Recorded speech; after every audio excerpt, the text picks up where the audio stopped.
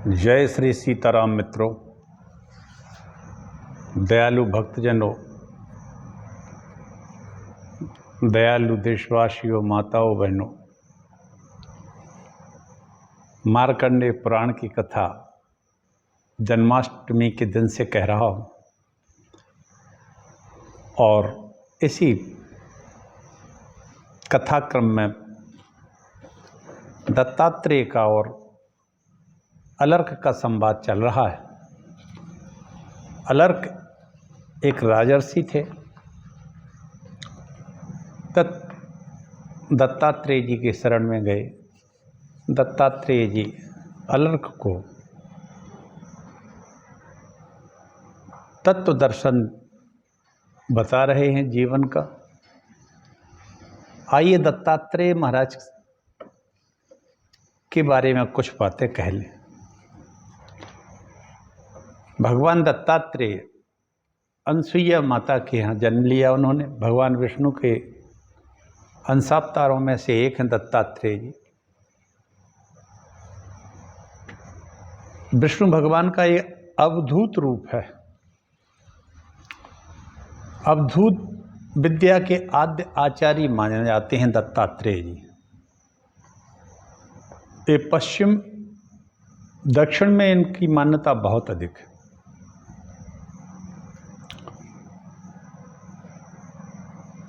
विष्णु भगवान ने अवतरित होकर भगवान दत्तात्रेय के रूप में जगत का बड़ा उपकार किया है।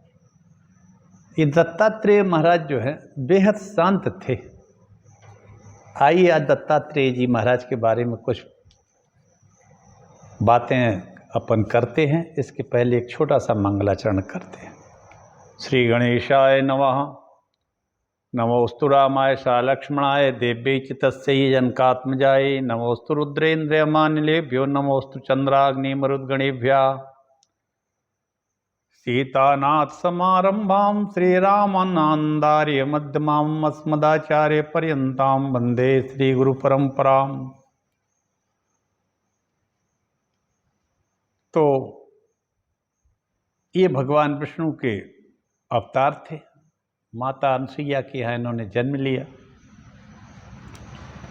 ये अवधूत थे। ये अवधूत विद्या के आचार्य थे। ये बेहद शांत थे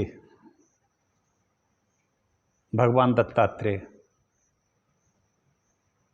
इनके 24 तो गुरु थे दत्तात्रेय के। इन्होंने 24 गुरु बनाए थे अपने। और ये गुरु कौन कौन थे? पृथ्वी, वायु, आकाश, जल, अग्नि, चंद्रमा, सूर्य, कबूतर, अजगर, समुद्र, पतंग, भौरा, मधुमक्खी, हाथी, शहद निकालने वाला, हरिण, मछली, पिंगला, वैश्या, कुररी पक्षी, बालक, कुंवारी कन्या, बाण बनाने वाला, सर्प, मकड़ी और भृंगी कीट। ये भागवत में आए, श्रीमद् भागवत में है। और इनका विशाल बृहद आख्यान मार्कंडेय पुराण में तो इनका मिलता ही है। ब्रह्म पुराण, स्कंद पुराण और श्रीमद् भागवत स्कंद पुराण में भी मिलता है। मत्स्य और भविष्य पुराणों में भी इनका चरित्र विस्तार से मिलता है। किसका? भगवान दत्तात्रेय जी का। उज्जैन में भी दत्त का अखाड़ा, रामघाट के दूसरी तरफ जो है सिंह द्वार जो है उज्जैन में, दत्त के अखाड़े को ही वो रास्ता है सामने। मैं वहाँ रहा हूँ। वहाँ सिंह दरवाजे के ऊपर एक सिंह के ऊपर इनकी बैठी हुई प्रतिमा भी है।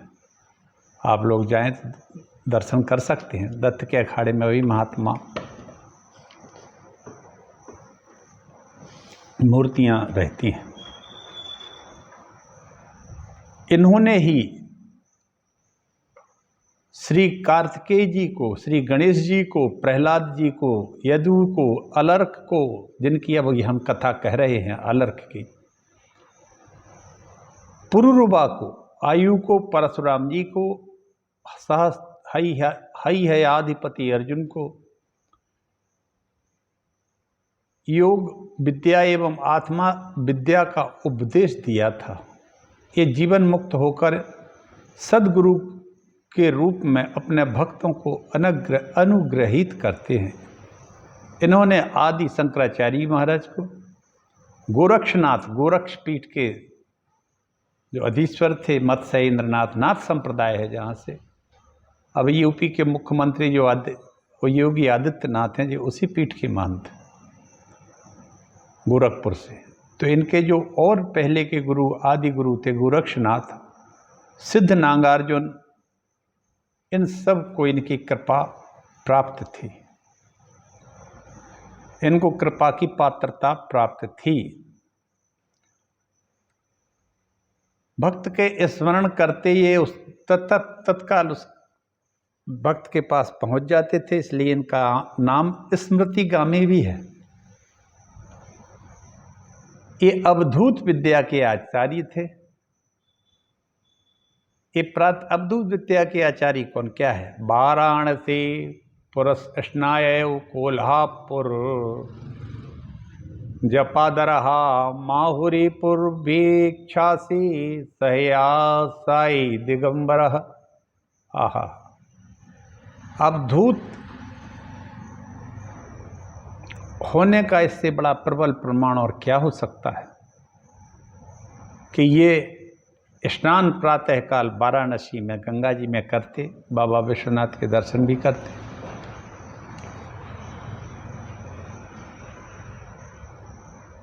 कोल्हापुर में जाकर माता जगदम्बा के दर्शन करते तुरंत स्नान करने के बाद, वहाँ जप करते, ध्यान करते और मातापुर में भिक्षा ग्रहण करते। फिर सह्याद्री जो इनका निवास स्थल है, तपोभूमि है, वहाँ जाकर ये विश्राम करते। ऐसे अवधूत विद्या के महान आचार्य दत्तात्रेय जी रहे। इनके बारे में ये भी कहा जाता है, अब वो तो भगवान श्री हरि के ही अवतार थे, तो कुछ क्या कहें, ये श्री विद्या के भी परम आचार्य थे। परशुराम जी को इन्होंने अधिकारी जानकर श्री विद्या का उपदेश दिया था। अब श्री विद्या तो श्री विद्या है, उससे बड़ा क्या हो सकता। श्री विद्या दुर्गा सप्तशती का जो अंतिम 13वां अध्याय है, वो श्री विद्या ही उसकी अधिष्ठात्री देवी है।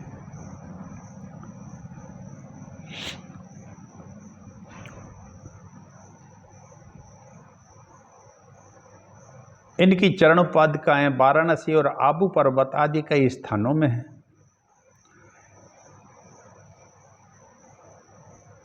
दत्तात्रेय जी, भगवान दत्तात्रेय जी का बीज मंत्र है द्राम, और भाग्यशालियों को, तपस्वी को, जो बड़े बड़े आचार्य हैं, बड़े बड़े भारी भक्त हैं इनके, उनको इनके दर्शन आज भी हो जाते हैं।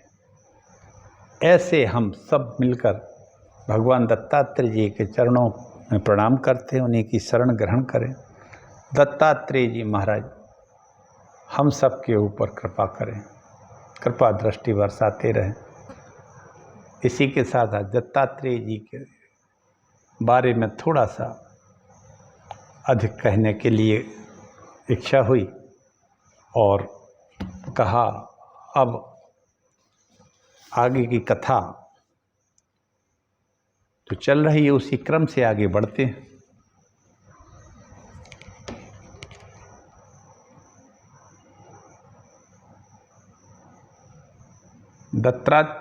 दत्तात्रेय जी बोले, अलर्क ने कहा कि भगवान, मेरा मन विषयों के वशीभूत है, छूटता नहीं है विषयों से, मेरा ध्यान कभी हटता ही नहीं है, क्या करें, कैसे मेरा ऐसा मन बस में हो जाए किसी तरह, जिस किसी से मैं निर्गुण भाव को प्राप्त हो जाऊं, फिर मुझे इस जन्म धरती पर पुनः जन्म ना लेना पड़े। तब दत्तात्रेय जी ने कहा, योगी के ज्ञान की प्राप्ति होकर उसके अज्ञान से वियोग होता है, वही मुक्ति है।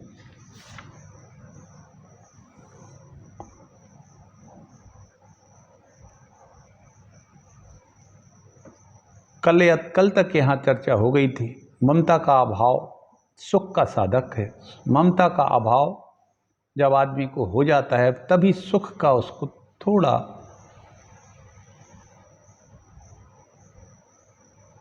साधन बनता है। वैराग्य से सांसारिक विषयों में दोषों का दर्शन होता है।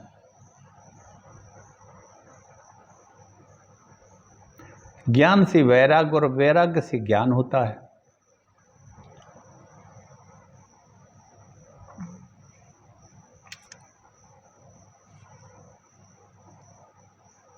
इसलिए योगी को सदा प्राणायाम में संलग्न रहना चाहिए। प्राणायाम के बारे में कल बताया था। आगे कहते हैं महाराज दत्तात्रेय जी, अलर्क से कि अलर्क ध्वस्ति प्राप्ति संवित और प्रसादे मोक्ष रूपी फल प्रदान करने वाली प्राणायाम की 4 अवस्थाएं हैं। कौन कौन? ध्वस्ति, प्राप्ति, संवित और प्रसाद। अब चित्त की वासना यदि नष्ट हो जाए, कर्म फल क्षीण हो जाए, इसका नाम है ध्वस्ति। कर्म फल नष्ट हो जाए, इसका नाम ध्वस्ति है। चित्त की वासना भी नष्ट हो जाए तो भी ध्वस्ति है। अब योगी इस लोक और परलोक के भोगों के प्रति लोभ और मोह उत्पन्न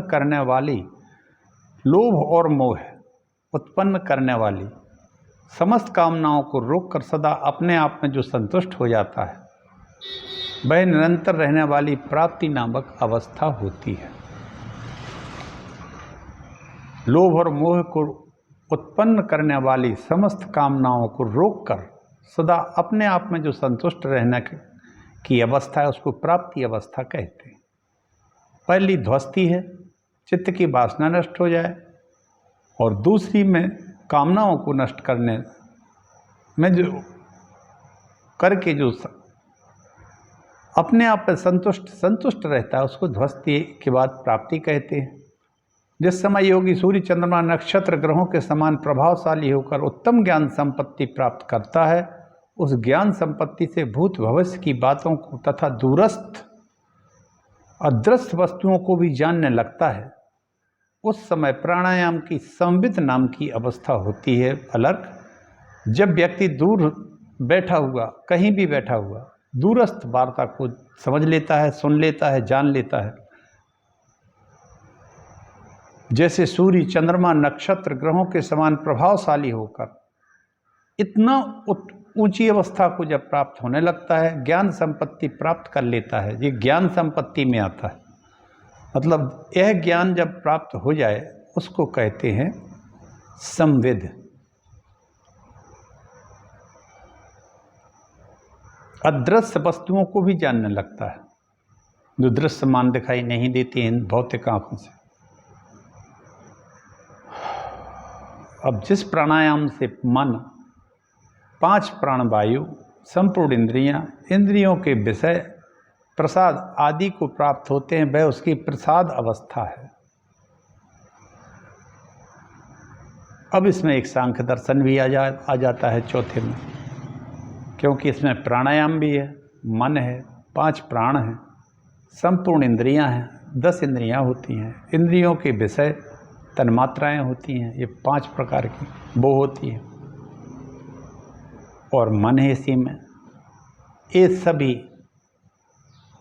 जब विषय इनके प्रसाद को प्राप्त होते हैं, वह उसकी प्रसाद अवस्था है। राजन, अब प्राणायाम का लक्षण एवं योग अभ्यास में निरंतर प्रवृत्त रहने वाले योगी के लिए पद्मासन आसन बताता हूँ। पद्मासन, अर्धासन, स्वस्तिकासन आदि आसनों से बैठकर मन ही मन प्रणव का चिंतन करें। इनमें से किसी भी आसन पर बैठ लो प्राणायाम करते समय, पद्मासन हो, अर्धासन हो, स्वस्तिकासन हो, मन ही मन प्रणव का चिंतन करे, ओंकार का, योग का अभ्यास करे, शरीर को समभाव में रखे। आसन भी सम हो, दोनों पैरों को समेटकर दोनों जंघाओं को आगे की ओर स्थिर करे, मुंह को बंद करो, एड़ियों को इस प्रकार रखे कि वो लिंग और अंडकोश का स्पर्श ना करे। ये ध्यान रखने लायक बात है। जो लोग प्राणायाम करते हैं, आसनों को जो करते हैं, लगाते हैं, वे ध्यान रखें कि एड़ियों से लिंगअंड को आदि का स्पर्श ना हो। मन और इंद्रियों को संयम में रखते हुए स्थिर रहे। मस्तक को कुछ ऊंचा किए रहे। दांतों को दांतों से स्पर्श ना होने दें। अपनी नासिका के अग्रभाग पर दृष्टि रखते हुए अन्य दिशाओं की ओर न देखे। रजोगुण से तमोगुण की और सत्वगुण से रजोगुण की वृत्ति को भली भांति आच्छादित करके निर्मल सत्वगुण में स्थित हो योगवेत्ता पुरुष योग का अभ्यास करे। इंद्रिय, प्राण आदि और मन को उनके विषयों से हटाकर प्रत्याहार आरंभ करे। आहा, क्या बात! ये प्रत्याहार जो है क्या कहलाता है? प्रत्याहार कहलाता है इंद्रिय, प्राण आदि और मन को उनके विषयों से हटाकर प्रत्याहार प्रारंभ करें। अपने मन को संयम में रखने वाले योगी पुरुष शब्द आदि विषयों की ओर जाने वाले इंद्रियों को उनकी ओर से योग द्वारा प्रत्याहृत निवृत्त करते हैं, इसलिए इसको प्रत्याहार कहते हैं।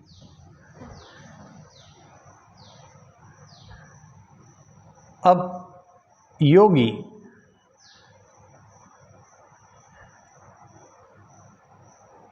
निरोध मोह जो भूमि अपने बस में नहीं हुई है उसमें जाने से वह दोष, राग और दुख तथा मोह को बढ़ाती है। भूमि का मतलब है एक के बाद एक। जैसे कछुआ अपने सब अंगों को समेट लेता है, उसी प्रकार कामनाओं को संकुचित कर लेना चाहिए। वह निरंतर आत्मा में ही स्मरण करने वाला एकमात्र परमात्मा में स्थित हुआ पुरुष अपने आत्मा से आत्मा का साक्षात्कार करता है।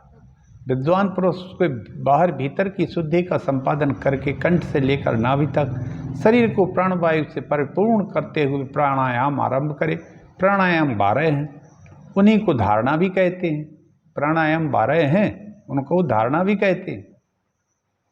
तत्वदर्शी योगियों ने योग में 2 धारणाएं बतलाई गई हैं। उनके अनुसार योग में प्रवृत्त हुए नियत आत्मा योगी के सभी दोष नष्ट हो जाते हैं तथा वह स्वस्थ भी हो जाता है और परब्रह्म परमात्मा को और प्राकृतिक गुणों को पृथक पृथक देखता है।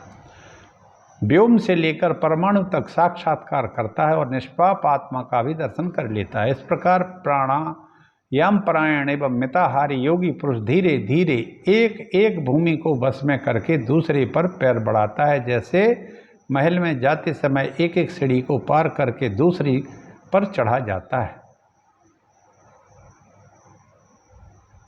प्राणवायु के निरोध को प्राणायाम कहते हैं। अलर्क अपने मन को संयम में रखने वाले योगी पुरुष शब्द आदि विषयों की ओर जाने वाली इंद्रियों को उनकी ओर से योग द्वारा प्रत्याहृत निवृत्त करते हैं। निवृत्त, प्रत्याहार माने निवृत्त, उस ओर से इंद्रियों को उनके विषयों से निवृत्त करना ही प्रत्याहार कहलाता है, इसलिए यह प्रत्याहार कहलाता है।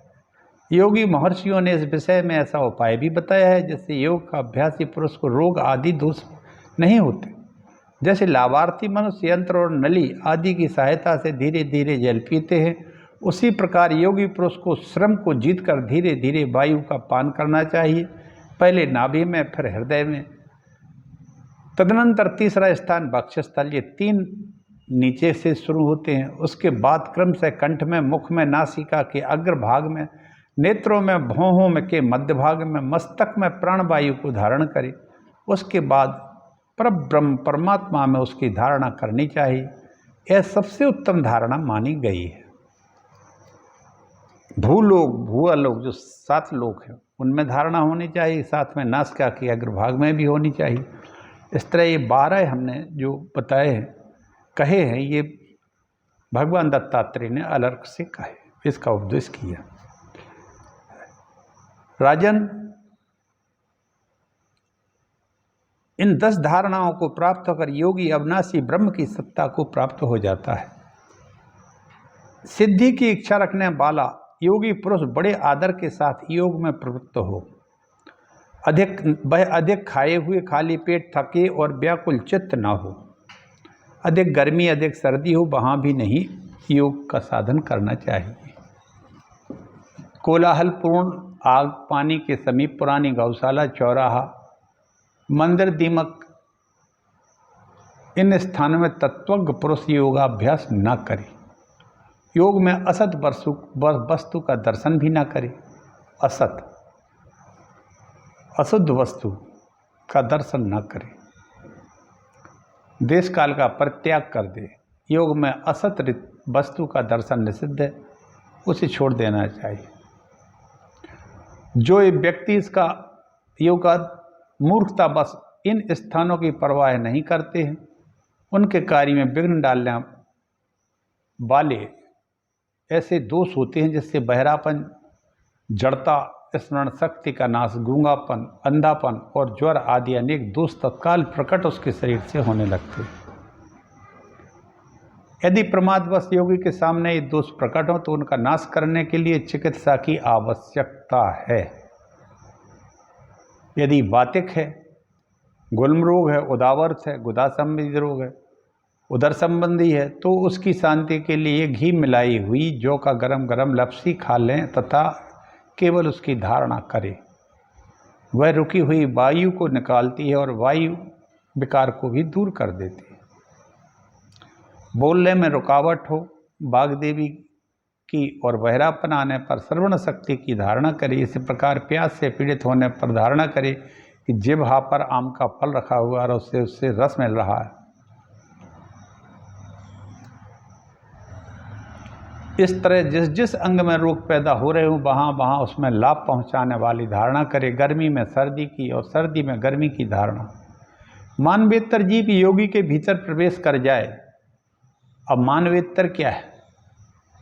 ये भूत प्रेत इत्यादि। तो वायु और अग्नि की धारणा करके उसे अपने ही भीतर ही जला डाले, क्योंकि थोड़ी बहुत आत्माएं जो घूमती रहती हैं कमज़ोर आत्मा वाले के अंदर कभी कभी प्रवेश करती हैं, तो उसको प्रचंड वायु और अग्नि की धारणा करे और उसको वहीं भस्म कर दे। राजन, इस प्रकार योग वेत्ता पुरुष को सब प्रकार से अपनी रक्षा करनी चाहिए, क्योंकि यह शरीर, धर्म, अर्थ, काम और मोक्ष का देने वाला है। चारों पुरुषार्थों को देता है मित्रों। आज की युवा पीढ़ी को और प्रौढ़ पीढ़ी को और बूढ़े आदमियों को भी कहते हैं कि यह शरीर, धर्म, अर्थ, काम और मोक्ष का दायक है। इसको बचा के रखना चाहिए। इसमें ना तो गुटखा, तंबाकू, बीड़ी, सिगरेट, अफीम, शराब, दारू जैसी चीज़ों को पीना चाहिए या खाना चाहिए, ना मांसाहार करना चाहिए। इससे आपके स्थित एक सत्य गुण रूप चिदात्मा को बड़ा कष्ट होता है, आयु कम हो जाती है, शरीर विकारों का घर बन जाता है, क्योंकि मांस मदिरा में सर्वाधिक जीवाणु पाए जाते हैं, बैक्टीरिया होते हैं, बहुत ज़्यादा बैक्टीरिया होते हैं इनमें। जहाँ ये काटे पीटे जाते हैं ये जानवर, वहाँ असंख्य मक्खियाँ, कीड़े उड़ते रहते हैं, जैसे गुड़ के पास रहते हैं। इसलिए इनको कभी नहीं खाना चाहिए। योग प्रवृत्ति के लक्षणों को बतलाने तथा उन पर गर्व करने से योगी का विज्ञान भी लुप्त हो जाता है, ये भी ध्यान रखना। इसलिए उन प्रवृत्तियों को गुप्त ही रखना चाहिए। आहा, अब जैसे योगी ऊपर बताई हुई 4 अवस्थाओं को जो मैंने अभी कहा है, यदि वहाँ उसको उसमें से जिस अवस्था को प्राप्त होता है तो उसको अनावश्यक सबके सामने नहीं बताना चाहिए, नहीं तो ये सिद्धियाँ लुप्त होने का भय रहता है। चंचलता का न होना, निरोग होना, निष्ठुरता न धारण करना, सुगंध का आना, मलमूत्र कम होना, शरीर में कांति चमक आना, मन में प्रसन्नता, वाणी में कोमलता का उदय होना, ये सब योग प्रवृत्ति के प्रारंभिक चिन्ह हैं। यदि योगी को देखकर लोगों के मन में अनुराग हो, परोक्ष में सब लोग उसका गुण का बखान करने लगें और कोई भी जीव जंतु उससे भयभीत ना हो, ना शेर हो ना कुत्ता हो, तो वह योग में सिद्धि प्राप्त होने की उत्तम पहचान है, जिसे अत्यंत भयानक सर्दी, गर्मी आदि से कोई कष्ट नहीं होता तथा जो दूसरों से भयभीत नहीं होता है, सिद्धि उसके निकट खड़ी रहती है। एक बार और सुन लो। योग प्रवृत्ति के लक्षणों को बतलाने तथा उन पर गर्व करने से योगी का विज्ञान लुप्त हो जाता है मित्रों। इसीलिए आपको जो कुछ प्राप्त हो जाए उसको बताएं मत।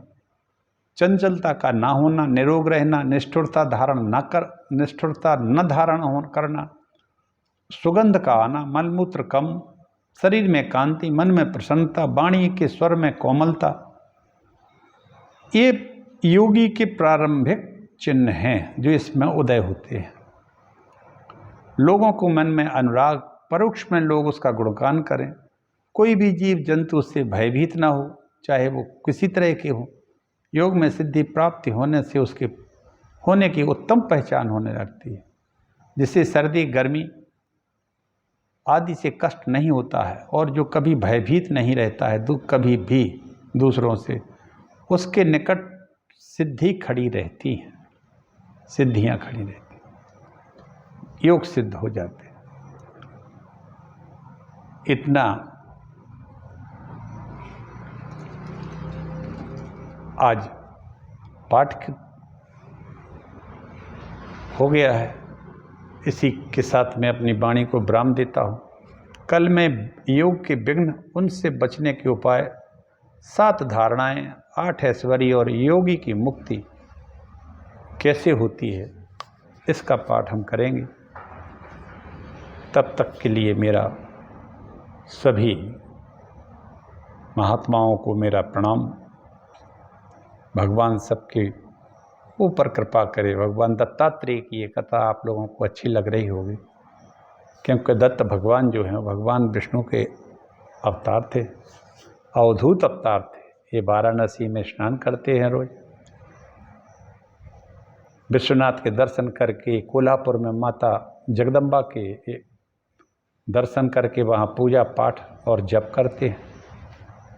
इसके बाद माताहारी में भोजन करके शाम को सह्याद्री पर्वत पर निवास करते हैं। एक गिरनार पर्वत पर आज भी मिल जाते हैं इनका, वहाँ सिद्धपीठ है। उज्जैन में भी है, जो आज भी